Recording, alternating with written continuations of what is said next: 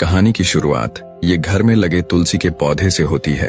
इस पौधे के गुण बहुत है और ये सभी हिंदुओं के घर में आसानी से मिल जाएगा। इस पौधे की ताकत और तुलसी माता की कृपा बहुत अद्भुत है। इसे समझने के लिए हमें कुछ वर्ष पीछे चलना होगा। समय है 19वीं शताब्दी का। ये एक खूबसूरत गांव है जिसका नाम अकोदिया है। करीब सुबह 5 बजे एक महिला उठती है। महिला का नाम शांता था और एक पीतल का लोटा लेकर नदी स्नान को जाती है। नदी में इतनी सुबह कोई नहीं रहता। वह स्नान कर अपने लोटे में जल को लेती है और वहाँ से घर को आती है। घर में बीच दहलान में एक वेदी पर छोटा सा तुलसी का पौधा लगा है। शांता वहीं बैठकर पहले तुलसी को जल अर्पित किया और फिर एक दीपक जलाकर तुलसी माता की आरती की और हाथ जोड़कर आंखें बंद कर प्रार्थना किया और इसके बाद और अपने दिनचर्या के सारे काम करती। वह रसोई में जाकर पहले खाना तैयार किया। माँ, खाना बन गया? हाँ बेटा, बन गया। जल्दी, परसों मुझे काम पर जाना है। आदित्य एक गोदाम में काम पर जाता था। शांताबाई ने उसे खाना परोसा और आदित्य ने खाना ग्रहण कर वह अपना बैग लेकर काम पर चला गया।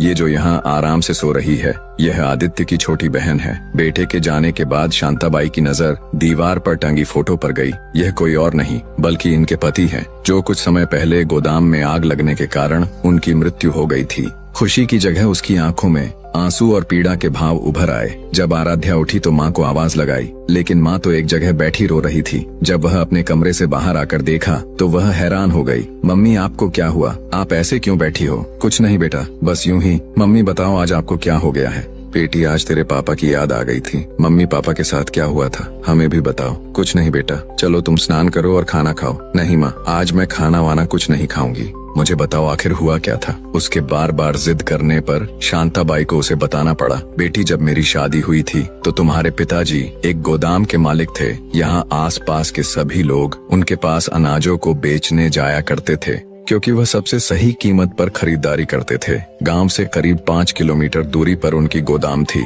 वह हर रोज आना जाना करते थे, लेकिन एक दिन किसी कारण वह लेट हो गए थे तो वह गोदाम में ही रुक गए। उन्होंने गांव के एक व्यक्ति से संदेश पहुंचा दिया था कि तुम खाना खा के सो जाना, आज मैं नहीं आ पाऊंगा। वह आज पहली बार गोदाम में रुके थे और उनके साथ भी कोई नहीं था। उस दिन मुझे बहुत बेचैनी हो रही थी, लेकिन गोदाम दूर थी, मैं वहां जा भी नहीं सकती थी। मैं किसी तरह खाना खाकर बिस्तर पर लेट गई। मुझे नींद नहीं आ रही थी। तू उस समय 1 साल की थी और आदित्य 6 साल का था। आदित्य पहले सो गया था और मैं तुझे सुला रही थी। वो रात मैं पूरी जाग कर बिताई। जब सुबह मैं घर के बाहर खड़ी रही कि किसी के साथ उन्होंने संदेश भेजा हो, लेकिन कोई नहीं आया था। मैं वहीं कुछ देर और खड़ी रही। तभी एक काका मेरे पास बेचैन और रुआंसे से आ रहे थे। मुझे थोड़ी घबराहट हुई। काका, क्या हुआ? आप परेशान लग रहे हो। बेटी, बहुत दुखद संदेश है।